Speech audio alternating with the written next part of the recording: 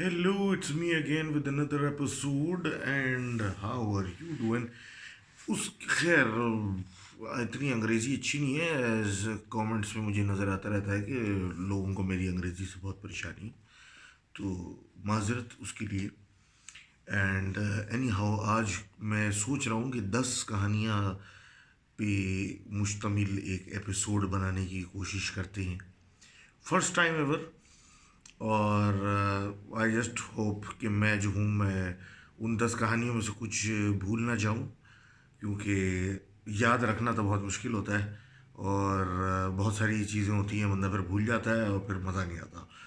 Any how, पहली story हमारे एक फ्रीक्वेंट राइटर की है जो कि उसामा खटक साहब हैं।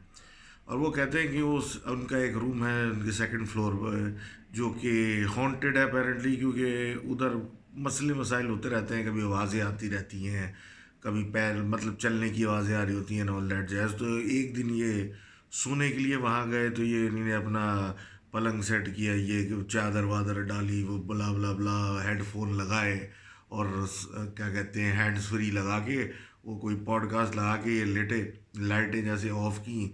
और थोड़ी देर में इन्होंने नोटिस किया कि एक छोटे से कमरे, एक कमरे में जो कि बंद हुआ है, और बकौल इनके इनका बेड जो था वो दरवाजे के करीब था, तो दरवाज़ा खुलता तो उससे लगता, लेकिन एक ह्यूमनॉइड शैडो जो है वो इनके सामने दीवार पे बन गया, जैसे कि कोई खड़ा हुआ है। ये हैरानी से उसको देखते रहे, 2-3 दफ़ा आंखें बंद करके भी खोल के भी देखा, लेकिन वो नहीं गया।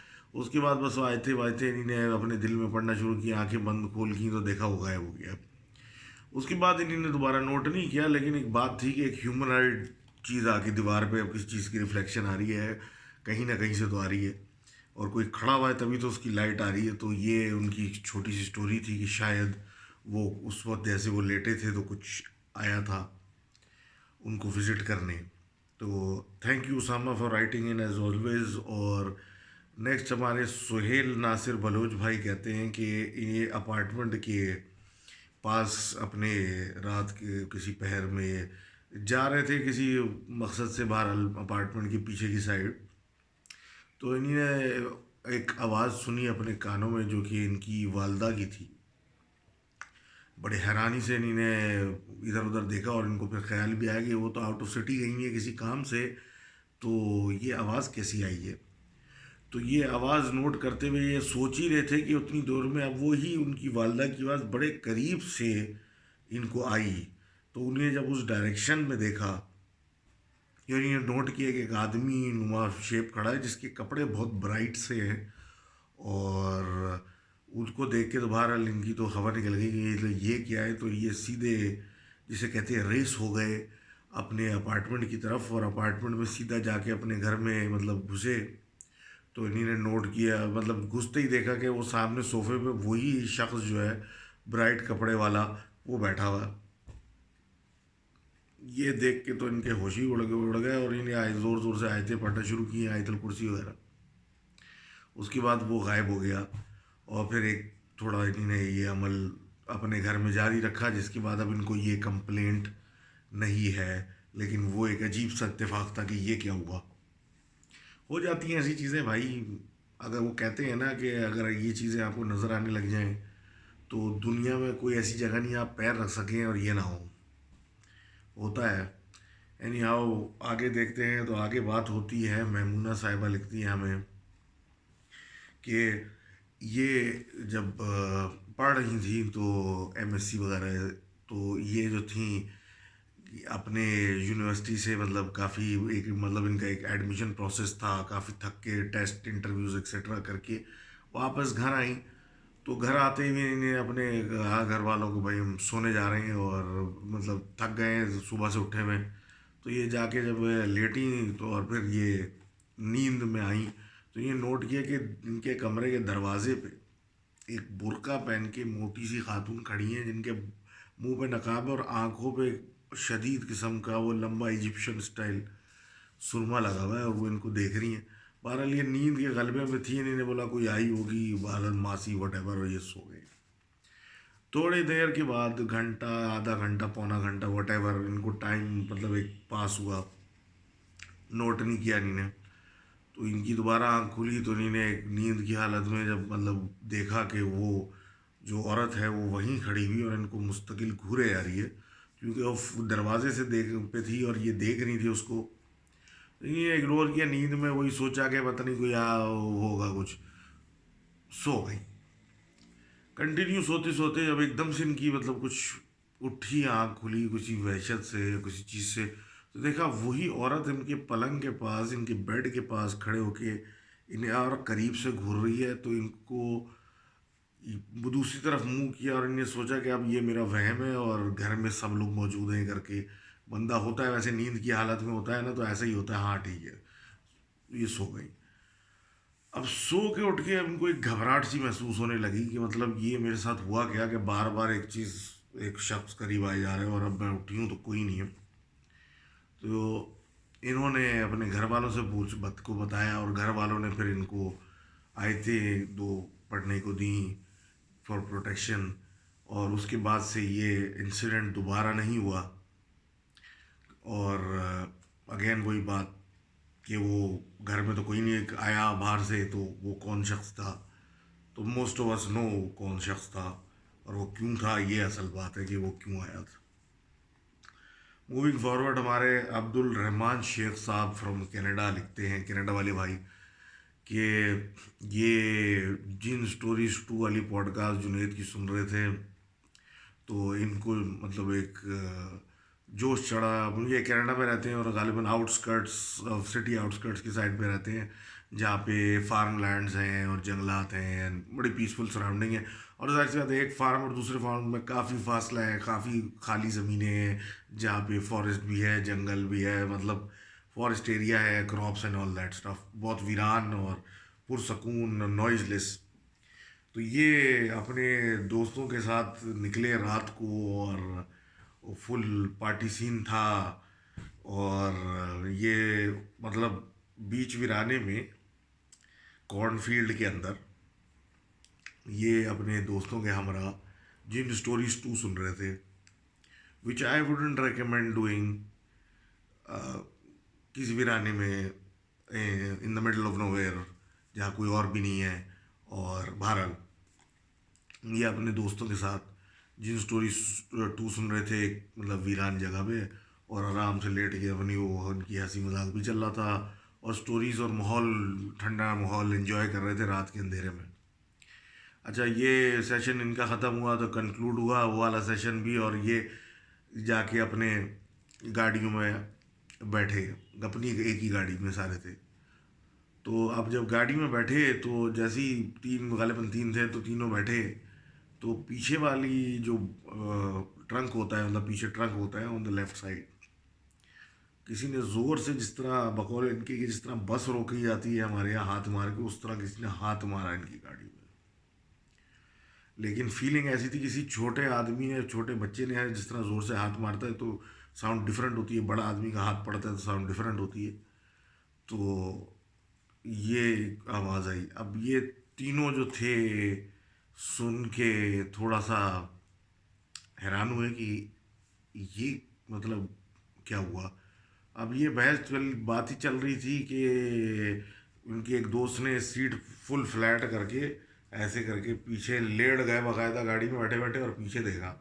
जब पीछे देख के एकदम से सीट उठा के बैठ गए, बोलते हैं ये तो पीछे कॉर्नफील्ड्स में जो है कहीं से एक छोटा सा बच्चा उकड़ू बैठा हुआ है और हमें देख रहा है।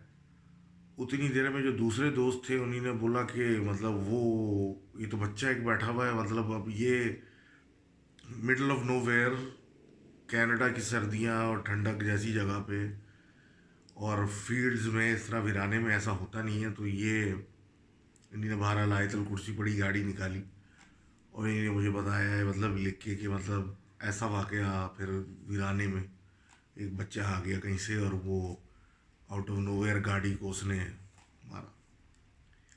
तो thank you for sharing your experience. और बात यह है कि भाई वीरानों में जाओगे तो अजीब अजीब हरकतें होती हैं, जैसे वो वाली कहानी थी मेरे दोस्त की कि वो वीराने में गए खाना खाने, पिकनिक करने, और पिकनिक किसी और की हो गई। ये तो बस वहाँ से चले गए। खैर, thank you for writing in again. और इसके बाद हम बात करते हैं सायरा साहिबा लिखती हैं कि ये जब कराची में थी तो कराची के एरिया जमशेद रोड के पास इनके दादा ने एल के अडवाणी से मेरे ख्याल पार्टीशन प्री पार्टीशन मकान ख़रीदा था। और अच्छा मकान था, मतलब बकौल इनके 3 छतें और ये उस तरह का सीन था। और अच्छा सा वरांडा और एक वरांडे मतलब गिरा गार्डन बना हुआ, उसके साथ में एक गली जा रही है, गली से मुड़ के पीछे एक रास्ता एक अलग सर्वेंट क्वार्टर पे जा रहा है। अच्छा मज़ेदार बड़ा सा सेटअप था। तो कहती हैं कि वहाँ के भी कुछ ऐसे प्रॉब्लम्स होते थे, लेकिन वो मतलब वहाँ का सिचुएशन इतना ख़तरनाक नहीं था। और इन लोगों का साथ इन लोगों ने वो घर इस वजह से नहीं छोड़ा, बट ड्यू टू अपने personal reasons for different reasons उधर से रिलोकेट हुए। तो उसी घर की ये एक दो स्टोरियाँ बतानी थी कि इन्हें एक मुलाजिम रखा हुआ था जिसका काम जो था वो पानी में मतलब डिफरेंट काम थे, लेकिन रात का एक काम फिक्स था कि उसने रात में पानी की मोटर चलानी है कोई 2:30-3 बजे, क्योंकि उस टाइम पे पानी आया करता था। और फिर मतलब पानी एक हमेशा हॉट टॉपिक रहा कराची में। तो रात को एक ऐसा हुआ कि वो छत पे चढ़ के टंकी भी मतलब वहीं पे होती है, तो वो सारा सिस्टम। तो हमारे जो ये इनके जो मुलाजिम थे उन्होंने अपना बोरिया बिस्तर जो था चारपाई छत पे रखी हुई थी कि मतलब रात को यहीं से ऑन किया, देखा और वहीं बंद किया और सो गए। तो जैसे ही ये छत पे इस काम के बाद लेटे, तो इन्होंने देखा मतलब ये एकदम से सो के उठे तो इन्होंने देखा कि इनकी चारों एतराफ मतलब इर्द गिर्द घेरा डाल के छोटे छोटे छोटे छोटे डॉर्स बौने कह लें, डॉर्स कह लें, मतलब छोटे छोटी छोटी सी मखलूक इनके घेरा डाल के बैठी हुई है। और सबकी शक्लें इन्हीं मतलब उस मुलाजिम जैसी थी।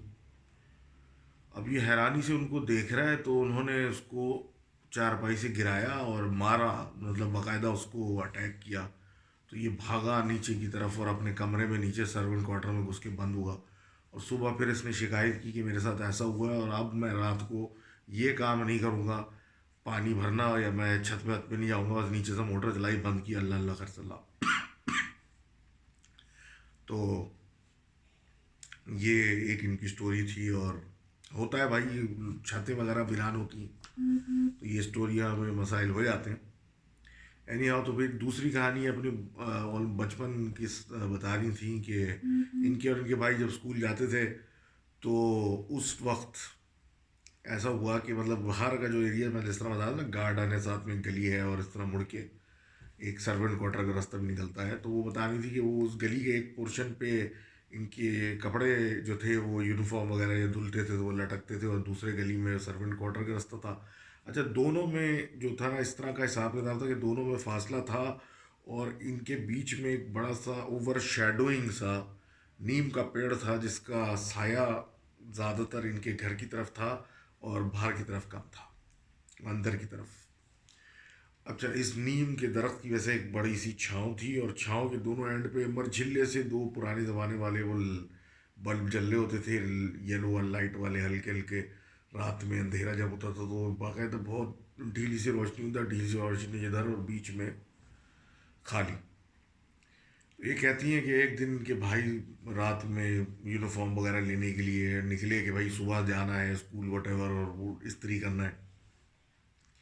तो जब ये लेने के लिए चल पड़े तो इन्होंने देखा कि भाई इन दोनों अंधेरे मतलब लाइट्स की जो रेडियस है, जो दायरा है, उसके बीच में जो दरख्त की वजह से अंधेरे का पैच है, वहाँ थोड़ा करीब गए तो देखा एक इंसानी धड़ अंधेरे में बन गया, एक काली आउटलाइन बन गई एक अंधेरे के अंदर। शक्ल समझ में नहीं आ रही, लेकिन एक शख्स खड़ा हुआ है जो कि बिल्कुल रोशनी जहाँ ख़त्म हो रही है दोनों बल्बों की, उसके बीच में खड़ा हुआ है। ये तो देख के डर गए, इन्हें उस पर चीखना शुरू किया। एक दफ़ा चीखा, तुम कौन हो, यहाँ क्या कर रहे हो? लेकिन कोई जवाब नहीं आया। अब डर भी लग रहा था, और खैर आगे भी नहीं बढ़ना चाह रहे थे, और रिपीट भी नहीं करना चाह रहे थे उससे कि वो कहीं पीछे से ना आ जाए। तो बकौल उनके कि उसने एक दफ़ा चीखा, दूसरी दफ़ा, जब तीसरी दफ़ा जब चीखा कि उसके तुम कौन हो, यहाँ कहाँ से आए हो उस घर में, तो वो आहिस्ता आहिस्ता कालक में जिस तरह वो एक आउटलाइन बनी थी अंधेरे में, वो बिल्कुल प्लेन हो गया और वो धड़ ख़त्म हो गया। और नोट केस के बाद वो, मेरे ख्याल है बुखार भी हुआ था उनको, और all the science of an encounter. तो आपका शुक्रिया for writing in Saira R K. और कुछ और कहानियाँ हो उस घर की ज़रूर बताइएगा। Old houses always have good stories. Anyhow, Amar Waseem Sahiba लिखती हैं कि इनका जो नानी का घर था वो एक ऐसी लोकेशन पे था जो कि कहा जाता था कि शायद रिक्लेम लैंड फ्रॉम कब्रिस्तान के ऊपर बना हुआ था। और वो भले फैक्ट थी, सच्चाई थी, या मोहल्ले वालों की, आगे लोगों की बातें थी, बात ये थी कि वो घर लीड करने वाली जो गली थी वो फुल सन्नाटे वाली थी। उधर कोई ज़्यादा लोगों का आमद आना जाना नहीं होता था, सन्नाटा रहता था। और दूसरा ये था कि उनके घर के अंदर या पास जो था एक चीकू का दरख्त भी था, जिसके बारे में एक जिसके पास एक अनईज़ी सी फीलिंग आती थी जब भी वहाँ जाओ। तो ये कहती हैं कि जो इनकी मामी है वहाँ पे उनकी ये स्टोरी है। और बात ये थी कि जब मामी, शुरू शुरू में की बात है, जब मामी उधर रहना शुरू हुई, मतलब मामू के साथ इनकी शादी हुई है, एवरीथिंग, तो वो अपना रूम उनका जो था वो था जहाँ पे उस चीकू के दरख्त की का साया सबसे ज़्यादा पड़ता था, ग्राउंड फ्लोर का। और वो विंडो फेसिंग वाला हिसाब था।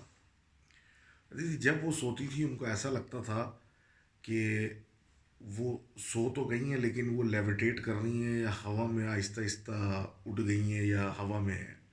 और आँख खुलती थी बेड पे, और हमेशा ये होता था नींद सोती थी तो ऐसी फीलिंग आती थी जैसे कि एकदम से हवा में आए, मतलब हल्की हो गई हैं, वेट कम हो गया है और हवा में चली गई हैं। बहरहाल सिलसिला चलता रहा और ये चीज़ें इग्नोर होती रहीं और आगे बढ़ती रहीं। फिर कभी ऐसा होता था कि ये स्टोव ऑफ करती थी, स्टोव ऑन हो जाता था, स्टोव ऑन जो कुछ मतलब जो ऑन कुछ किया ऑफ हो गया, ऑफ किया तो ऑन हो गया। और इस तरह के सिलसिले इनके साथ चलते रहते थे। फिर एक दिन ऐसा हुआ कि मामी, मतलब मामू मामी के रूम में, इनकी खाला जब रहती थी साथ में, तो ये मामी बाहर थी किचन में, मामू अंदर सो रहे थे। तो खाला का ही उनको बड़ा झंझोड़ झंझोड़ के उठाया कि भाई उठ जाओ। तो ये उठे। अब जो नींद में है ना, नींद में बंदा जब होता है ना, जब थोड़ा सा शेकी होता है और वो यूं ऊँग रहा होता है, तो कह रहे हैं उसी हालत में उठ के खड़े हुए और बाहर की तरफ जाने लगे, तो किसी ने उनके कंधे पकड़ के इनको वापस एकदम से खींचा, और ये बिल्कुल ही डर बढ़ा के उठ के भागे वहाँ से कि भाई मतलब ये क्या हुआ। कोई एक्सप्लेनेशन नहीं, कुछ नहीं। अब ये जाहिर सी बात है, घरों में ऐसे प्रॉब्लम जब होते हैं तो बंदा पहले तो बिलीव नहीं करता, उसके बाद फिर आहिस्ता आहिस्ता किस तरह अकोमोडेट कर लेता है, बिकॉज घर शिफ्ट करना कोई आसान काम तो है नहीं भाई। तो वक्त चलता रहा, कुछ ना कुछ होता रहा। मामी को भी ख्वाब कुछ ना कुछ परेशानी रही। फिर एक टाइम आया कि उनकी सेहत ख़राब होना शुरू हो गई। कभी शुगर हाई, कभी कुछ कभी कुछ कभी कुछ, कभी किसी के पास जाएं कभी किसी के पास जाएं, मसला हल ना हो, बस प्रॉब्लम बढ़ती जाए। फिर इत्तेफाक है, ये कहते हैं कि ये एक ऐसे डॉक्टर के पास चली गई, इनकी जो मामी है, कि जो कि वो थोड़े से मतलब इस्लामी इल्म और इस तरह की चीज़ों का इल्म भी रखते थे, और 100% स्केप्टिक डॉक्टर नहीं थे, थोड़ा सा उस मामले में थोड़ा ओपन माइंडेड थे। तो उन्होंने इनसे पूछा, इनको उसने कहा कि भाई मुझे समझ में नहीं आ रहा कोई मेडिकल रीज़न आपकी इस मुस्तकिल बीमारी का। तो उसने थोड़ी सी इनसे बातचीत करना शुरू की, और फिर बात हुई तो इस नोवन नतीजे पे निकले कि आपके घर के पास या आपके कमरे के पास कोई ऐसी क्या, आपके कोई पेड़ चेड़ चाहे कोई चीज़ है। तो उन्होंने बोला हाँ, एक चीकू का दरख्त है। तो उन्होंने ये कहा कि उस चीकू के दरख्त में कुछ है जो शायद प्रॉब्लम कर रहा है, और आप आमिल के पास जाएं और कुछ भी कर लें, आप चली जाएं, बिकॉज रुकावटें बहुत आएंगी, कुछ ना कुछ ऐसा होगा कि आपको रोके, लेकिन आप जाएं। और ऐसा ही हुआ कि जब ये बात हुई और मामू उनको लेके निकले, तो गाड़ी का टायर फ्लैट, तो कुछ बहरहाल आमिल के पास गए और सब कुछ। तो आमिल ने कहा कि भाई इनकी जान को ख़तरा है, कुछ चीज़ें जो है वहाँ इस दरख्त में जो है वो इनको लेके कहीं लेके जाना चाहती हैं।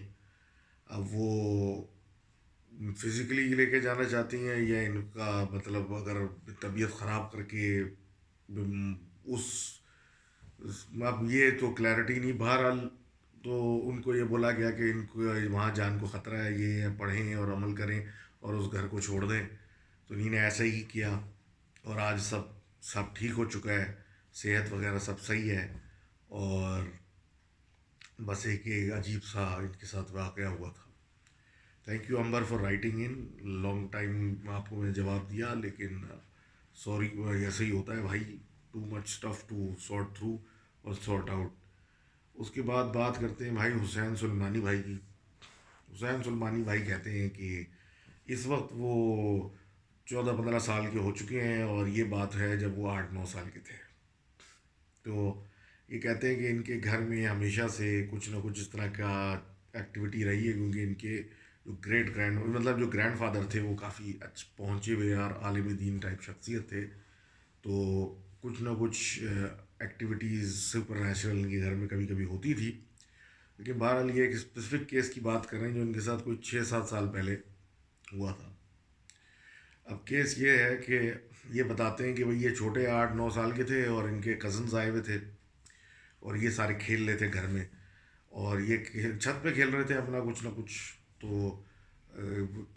खेल कूद चल रही थी काफ़ी देर से, तो इनकी वालदा का नीचे से वो क्या कहते हैं आवाज़ आई कि भाई वो पुप्पो के या XYZ के यहाँ जा रही हैं और तुम नीचे आ जाओ और अगर चलना है तो चलो साथ। इन्होंने बोला नहीं, हम खेल रहे हैं और हम सब कुछ खेल कूद कर रहे हैं, अपना खेल रहे हैं, आप बंद करें और आप चली जाएं, तो हम अपना देख लेंगे, आप अपना जाएं। तो वो चली गई और ये अपना ऊपर खेल कूद के, तो कज़न साहब जब इनके थोड़ा सा थके और प्यास लगी तो वो नीचे उतरे। जब नीचे उतरे तो उन्होंने देखा कि घर में एक बुर्के पहनी हुई औरत कभी कहीं जा रही है, कभी कहीं जा रही है, एक दरवाजे से जाती है, दूसरे से निकल आती है, कभी सीढ़ी से नीचे जाती है, कहीं और से निकल आती है। मतलब एक अजीब सा उसका एक तो स्टाइल और उसका हुलिया, और जब घर में कोई नहीं है ये औरत कौन है, और जिस तरीके से वो इधर घुसे वो कभी उधर घुसे, यूं आए, और वो एक हैरानी में खड़ा हुआ उसको देख रहा है। और उसके बाद उसने बाकियों को भी ऊपर से बुलाया कि ज़रा नीचे आना।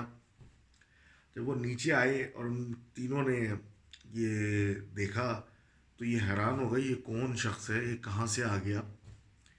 तो ये भाई हमारे सुलमानी भाई कहते हैं कि इनके यहाँ एक मेड काम करती थी, जो कि ये जिससे इनकी कभी बनती नहीं थी और ये बड़ा गुस्सा उस पर करते थे हमेशा से। तो ये उनको लगा कि ये वो औरत है और ये इनके घर में कुछ मतलब हरकतें कर रही, क्या कर रही है। तो ये गुस्से में उस पर चीखे कि भाई ये क्या कहते हैं उसका नाम लेके कि तुम कहाँ जा रही हो। तो उसने कोई इनको अटेंशन नहीं दी और वो अपना उसी रूटीन में आगे पीछे करती रही। इवेंचुअली फिर ये गुस्से में और आए तो नी ने उसको बाकायदा बोला कि तुम क्या पागल हो औरत हो, तुम्हारा दिमाग ख़राब है और ये वो करके इसने जब उसको बुरा भुला बोला तो वो रुकी और उसने पलट के पहली दफ़ा इन तीनों की तरफ जब देखा तो उसका मुंह जला हुआ था और उसकी आंखें लाल थी और वो गुस्से में आ गई थी और वो इनकी तरफ एक तरीके से बढ़ रही थी। मतलब उसकी उसने ये इनकी नज़रों में आ गए थे। तो इनके जो कज़न थे जो इनसे बड़े थे उम्र में, वो समझ गए थे ये सिचुएशन और उसने पलट के इनको एक थप्पड़ मारा और डांटना शुरू किया कि बड़े लोगों से ऐसी बात करते हैं तो तमीज़ नहीं है, और इस तरह करके इनको थोड़ा जलील किया कि अवन तमीज़ व तहज़ीब के ऊपर। तो वो औरत जो थी वो एकदम से सीढ़ियों से छत की तरफ गई और ये सारे जो दंग थे ये बस कह रहे हैं अपने बचपन में ये भी उसके पीछे ऊपर की तरफ गए कि ये कहाँ जा रही है। तो देखा वो छत पे जाते जाते गायब हो गई, मतलब आउट, बिल्कुल ही गायब, नज़र आना बंद, मतलब एकदम से देखते देखते ख़त्म। उसके बाद ये बकौल इनके कि इन्हें भाग के मुसल्ले पे बैठ गए और नमाज़ें पढ़ी और अल्लाह से दुआ की और आयतें पढ़ी। उसके बाद घर वाले जब आए तो उनको वाक़या बताया और पढ़ाई हुई और घर में रिसाइटेशन हुई। और उसके बाद ये तीनों जो थे बीमार हो गए और बुखार में लेट गए, और उसके बाद लेकिन ऐसा कुछ इनको दोबारा नहीं दिखा। तो गो क्विक थिंकिंग, और भाई मैं क्या बोल सकता हूँ, मैं तो अगर ऐसा कुछ देखता तो मैं तो भाग ही जाता घर से। खैर, thank you for writing in. And उसके बाद हम बात करते हैं रिफ़त की स्टोरी की। जो रिफ़त कहती हैं कि ये इनकी स्टोरी जो है वो इनके घर की है, जब ये बेसिकली एक अपनी तीन बहनों के साथ, अपनी मदर फादर के साथ वहाँ रहती थी, और इनकी एक कज़न भी इनके यहीं रहती थी। तो स्टोरी ये थी कि आ, ये तीनों जो मौसम बड़ा, मतलब इनके बकौल के मौसम उन दिनों बड़ा अच्छा था, ठंडी हवाएं थी और बड़ा मज़ेदार सा मौसम था। और ये रात का जब हुआ पहर, तो इन्होंने बोला, जब ऐसा होता था तो ये लोग अपने टीवी लाउंज में तीनों बहनें सो जाती थी, जिसमें छोटी बीच में सोती थी, वो सबसे छोटी थी, उसको डर लगता था, और बाकी लेफ़्ट राइट करके और अपनी बातें बातें करते हुए और बैठ के बातें करते वो सो जाते थे।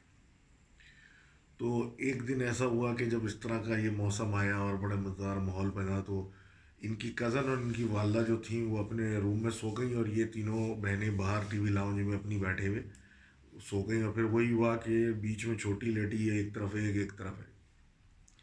अब रात के किसी पहर में छोटी उठी और उसने इनको कहा कि मुझे जगह दो, मुझे मामा के पास जाना है अंदर। तो उन्हें बोला, वो छोटी भी कोई 9-10 साल की होगी, तो उन्होंने बोला चलो सही है जाओ। अच्छा, वो उठी और चली गई।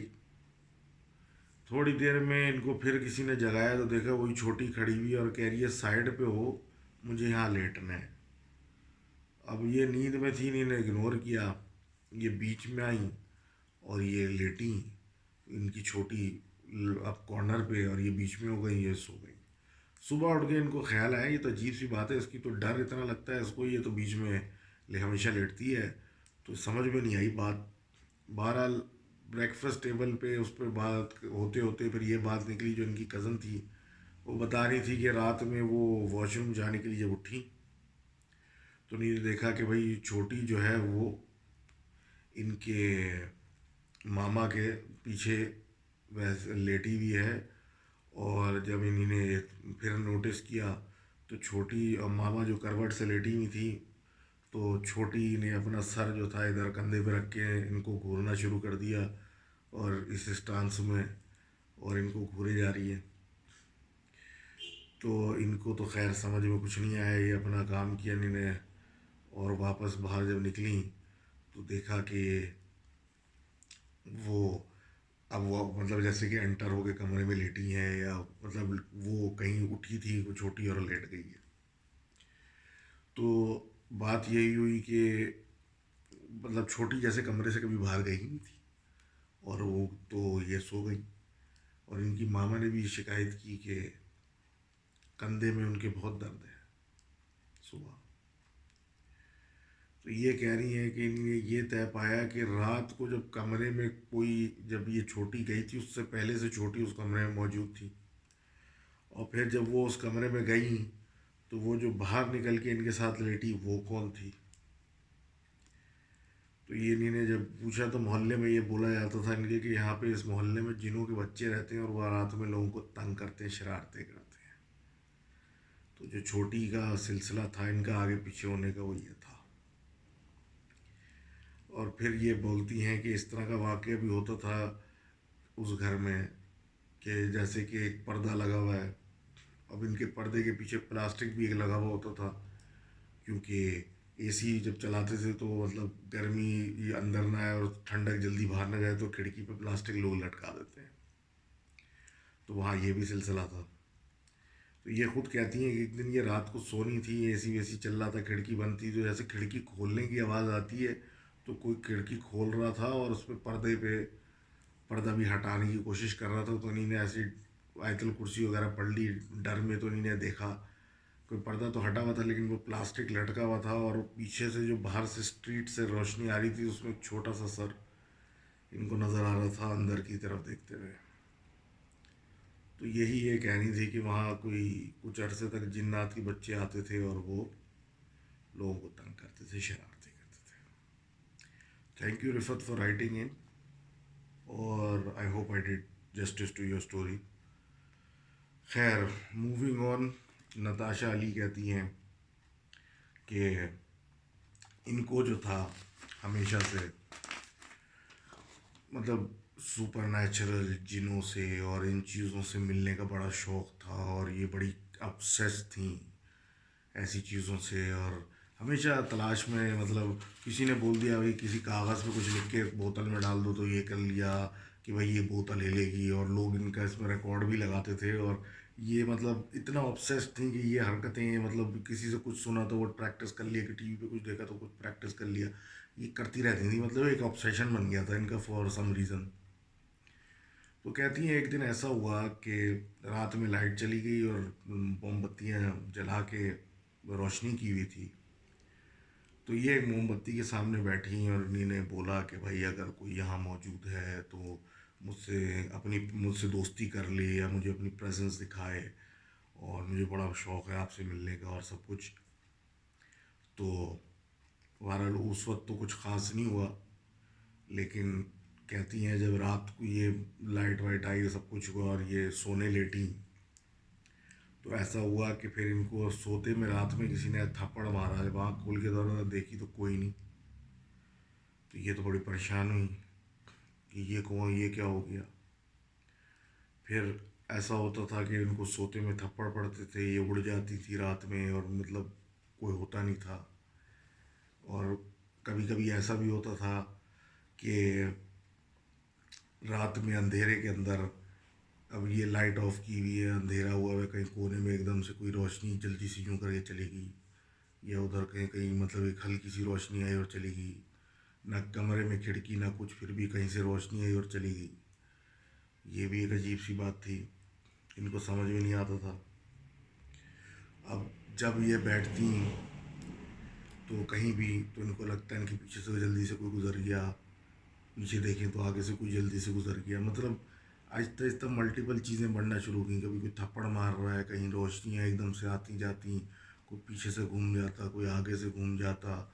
अब अंधेरे में लेटें तो कोई गंदी सी आवाज़ में इनको पुकारे, या गंदी सी किस्म की कोई आवाज़ कहीं से आए कमरे में। मतलब आहिस्ता आहिस्ता अजीब व गरीब किस्म की चीज़ें घर में से बरकत उड़ गई, और परेशानी परेशानी हर वक्त इनके इर्द गिर्द कुछ ना कुछ घर में रहना मुश्किल हो गया। फिर उसके बाद इन्हीं ने इवेंचुअली वो घर छोड़ा, और नए घर में जाके तौबा की आयतें वायतें पढ़ी, सब कुछ करके पढ़ा के एक प्रॉपर तरीके से दोबारा घर अपने बसाया। और इनका कहने का मकसद ये था स्टोरी का कि भाई be careful what you wish for, और जब डिफरेंस है, चीज़ों को अलहदा रखा है तो चीज़ों को अलहदा रहना ही चाहिए, और ऐसी चीज़ के अंदर पड़ना नहीं चाहिए। जो लोगों को शौक़ होता है वो शौक़ फिर बाद में परेशानी का बायस भी बन सकता है। तो thank you Natasha for writing in, और आपका message as you can see सबको बता दिए। फिर आखिरी बात हमारी होती है विपुल दिगलूरकर की, from India, specifically Maharashtra. Thank you Vipul for writing in. और विपुल भाई was the first one who actually wrote me an email on Gmail, और आई वॉज चलो I was delaying it to put it on the Junaid Akram podcast because it's a bit open ended, लेकिन जुनेद अकरम की podcast तो बहुत मुश्किल लग रही है फ़िलहाल, क्योंकि जुनेद बहुत बिजी है। तो जब वो होगा तो देखी जाएगी। एनी हाउ, तो विपुल भाई क्या कहते हैं, इस पे फोकस करते हैं। ये कहते हैं कि ये शहर में रहते हैं महाराष्ट्र के, जिसके बाहर एक ताल्लुका है जिसका नाम है वसमत। वसमत के बारे में ये स्टोरी है, जिसको ये पहले बिलीव नहीं करते थे। और स्टोरी कुछ यूँ है कि वसमत जो ताल्लुका है, वहाँ एक बड़ा मशहूर वकील रहा करता था किसी ज़माने में, और बड़े नामी गिरामी वकील थे। और ऐसा हुआ कि फिर उन वकील साहब को एक केस मिला। केस था प्रॉपर्टी का, और एक औरत, बेवा औरत की ज़मीन का केस था। तो ये बहरहाल इन्होंने अपने क्लाइंट के उसकी तरफ से लड़ा, और एक बहुत ही फ्रॉड तरीके से क्लाइंट को अपने जितवा दिया और वो प्रॉपर्टी उस बेवा से हथिया के और उन क्लाइंट को दे दिया। अच्छा, वो बेचारी औरत की वो वाहिद सहारा था, बेवा औरत थी, और उसी से जो थोड़ा बहुत प्रॉपर्टी से किराया या जो भी बना लेती थी वो सब कुछ उसी के सहारे था। और वो इन वकील साहब ने through trickery and all that stuff अपने क्लाइंट को जितवा दिया। तो उस बेवा औरत ने उस प्रोसीडिंग के बाद उस आदमी को एक बद्दुआ दी कि तुम्हारा कभी इस दुनिया में भला नहीं हो सकता। और वो वकील अपने घर को वसमत की तरफ चले गए। एंड वसमत के आउटस्कर्ट्स पे एक जगह पे उस वकील का उसी दिन एक्सीडेंट हुआ और वो मर गया। मरने के बाद लोगों का उस इलाके का कहना था कि वो वकील जो था वो एक, हाउ डू यू से, एक कर्स की नज़र हो चुका है, और उसकी जो आत्मा है वो उस सड़क पर भटकती है, और वो एरिया, जो जगह जहाँ वो मरा है, वो कर्स्ड हो चुकी है। बहरहाल फिर स्टोरियाँ बहुत थीं, लेकिन ऐसे एक स्टोरी इन्होंने बताई कि एक ट्रक ड्राइवर जो था वो उस एरिया से रात को गुज़र रहा था, तो उसने देखा एक वकील खड़ा हुआ है और थोड़ा सा अजीब से हाल में और परेशान और बीमार या कुछ अजीब सा लग रहा है। तो उसने जाते जाते जब ये जा रहे थे तो वकील ने उसको इशारा करके वो ट्रक वाले को रोका और बोला कि भाई ये सामने वसमत है और वसमत में मैं रहता हूँ, तो अगर तुम वहाँ से गुज़र रहे हो तो मुझे मेरे घर पर ड्रॉप कर दो। तो वकील की हालत देख के ट्रक ड्राइवर ने बोला कि भाई आ जाओ, मैं छोड़ देता हूँ, कोई बात नहीं। तो ये चल पड़े, और थोड़ा सा आगे जाके जब इनका वो एरिया ताल्लुका का शुरू हुआ तो उसने इनको गाइड किया कि मेरा घर इधर है, और ये उस घर की तरफ इनको ले गए। जब ये उस घर पे पहुँचे तो जो वकील साहब थे उन्होंने अपना एक बयान किया कि मैं थोड़ा, मेरे घर पे जाके बता दो कि मैं आया हूँ, और मेरी बेगम को बोलो कि बाहर आके मुझे रिसीव कर ले, मेरी तबीयत कुछ अजीब है, या कुछ इस तरह करके बात की। तो ट्रक ड्राइवर उतरा, उसने जाके घंटी बजाई, और बेगम जब आई वो उसकी बाहर, तो उसको बोला आपके हस्बैंड आए हैं फला फला और परेशान लग रहे, बीमार। तो बेगम ने उसको ऊपर चीखना चिल्लाना शुरू कर दिया कि मेरा जो पति था उसको मौत को 6 महीने हो गए और तुम मुझसे आके यहाँ मजाक कर रहे हो। तो जब ट्रक ड्राइवर ने ट्रक में देखा तो वहाँ कोई नहीं था, और शदीद परेशान होकर वहाँ से चला गया, और वो औरत भी शोर मचाती रह गई। तो ये स्टोरियाँ विपुल साहब ने सुनी थी, और उन चीज़ पे इनको बिल्कुल बिलीव नहीं था। कि एक दिन ऐसा हुआ कि ये कहते हैं कि मैं जो था वो इनके जो फादर थे उनको ट्रेन, जो इनका डिस्ट्रिक्ट था वहाँ से ट्रेन स्टेशन में बैठ के कहीं जाना था बड़ा इंपॉर्टेंट काम से। और जब ये ट्रेन स्टेशन इनके साथ पहुँचे तो देखा कि भाई उनके बड़े इंपॉर्टेंट आईडीज़ और डॉक्यूमेंट्स जो थे वो घर पे रह गए हैं। तो इनको बोला कि जल्दी से ला के मुझे दे दो, और मैं यहाँ ट्रेन पे खड़ा हूँ। तो ये विपुल साहब अपने घर गए, वहाँ बाइक से वह वापस आए तो ट्रेन जा चुकी थी। तो कोऑर्डिनेट जब इन्होंने अपने फादर से किया तो उन्होंने बोला कि भाई नेक्स्ट स्टेशन पे मैं आ जाता हूँ बाइक भगा के, और वहाँ पे आप मुझसे ये चीज़ें रिसीव कर लेना, क्योंकि नेक्स्ट स्टेशन पे ट्रेन रुकेगी और सब कुछ हुए वो, तो मुझे इतना टाइम है कि मैं बाइक पे पहुँच जाऊँगा। तो उनके फादर ने बोला ठीक है जल्दी करो। जिन्हें अपने दोस्त को पकड़ा जो उसी एरिया का था और करीब का, और 500 रुपये का इसमें पेट्रोल डाला बाइक में, और ये निकल पड़े भाई। ये जब जा रहे थे तो एक पॉइंट ऐसा आया वीरानी के अंदर कि बाइक जो थी एकदम से बंद हो गई, और जितनी किक मार लो स्टार्ट कर लो स्टार्ट ही नहीं हो रही। और ये बात कर ही रहे थे कि जो इनके दोस्त थे उन्होंने इसको बोला कि चुप कर, और बाइक को हैंडल से पकड़ के दौड़ाना शुरू कर दिया। उसने उनको बोला कि पीछे से धक्का लगा और एक लफ्ज़ नहीं बोलना। और ये धक्का लगाते लगाते लगाते एक पॉइंट आया जहाँ पे इनको एहसास हुआ कि ये वसमत ताल्लुका के अंदर एंटर हो चुके।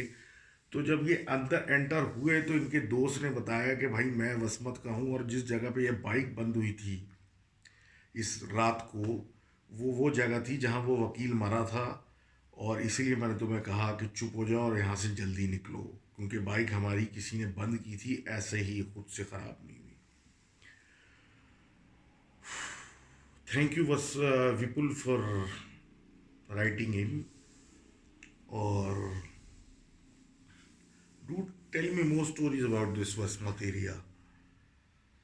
Sounds like a very spooky place. Anyhow, this was today's session, and I hope you enjoy it. Or keep writing in.